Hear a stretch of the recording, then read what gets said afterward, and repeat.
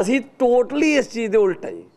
ਉਹਨਾਂ ਨਾਲ ਗੱਲ ਕਰਿਆ ਕਰੋ, ਬਲਕਿ ਅਸੀਂ ਉਲਟਾ ਕਰਦੇ, ਉਲਟਾ ਪੁੱਛੋ। ਮੈਂ ਇਹ ਕਹਿਣਾ, ਬੱਬੂ ਇਹ ਕਹਿੰਦਾ ਅਸੀਂ ਕੋਈ ਸੇਵਾ ਨਹੀਂ ਕਰਦੇ, ਅਸੀਂ ਪੈਸੇ ਲੈਂਦੇ ਹਾਂ ਪੰਜਾਬੀ ਬੋਲਣ ਦੇ, ਬਲਕਿ ਪੰਜਾਬੀ ਬੋਲੀ ਸਾਡੀ ਸੇਵਾ ਕਰਦੀ ਹੈ। ਸਾਨੂੰ ਪੰਜਾਬੀ ਬੋਲਣ ਦੇ ਪੈਸੇ ਮਿਲਦੇ ਨੇ।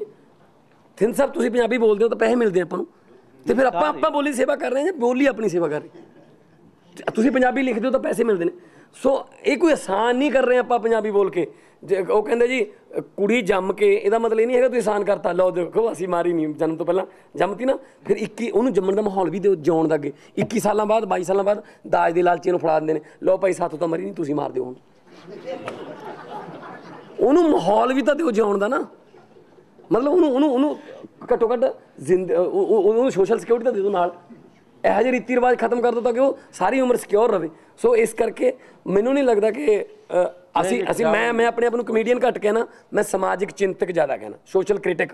ਸੋ ਮੈਨੂੰ ਨਹੀਂ ਪਤਾ ਕਿਹੜੀ ਗੌਰਮੈਂਟ ਹੈ, ਮੈਂ ਤਾਂ ਇਹ ਕਹਿਣਾ ਅੱਜ ਚੈਨਲ ਹੈ ਸਾਡੇ ਇੱਕ ਜਿਹਦੇ 'ਤੇ ਸਰਕਾਰ ਦਾ ਠੱਪਾ ਲੱਗਦਾ, ਅਤੇ ਉਹਦੇ 'ਤੇ ਮੈਂ ਗੱਲ ਬਣਾਈ ਕਿ ਉਹਦੀ ਖਬਰਾਂ ਸੁਣੋ।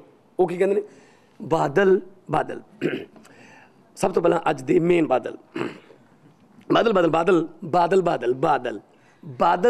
ਅਤੇ ਬਾਦਲ ਇਹ ਸਨ ਹੁਣ ਤੱਕ ਦੇ ਬਾਦਲ। ਬਾਕੀ ਬਾਦਲ ਲੈ ਕੇ ਫਿਰ ਹੋਵਾਂਗੇ, ਤਦ ਤੱਕ ਲਈ ਬਾਦਲ ਲੈ। ਕੋਈ ਹੋਰ ਖਬਰ ਵੀ ਦੇ ਦਿਓ ਯਾਰ। ਸਤਿ ਸ੍ਰੀ ਅਕਾਲ ਵੀ ਉਹਨਾਂ ਦੀ ਬਾਦਲ ਹੀ ਜਿਵੇਂ ਉਹ ਸਹਾਰਾ ਪ੍ਰਣਾਮ ਕਹਿੰਦੇ ਆ।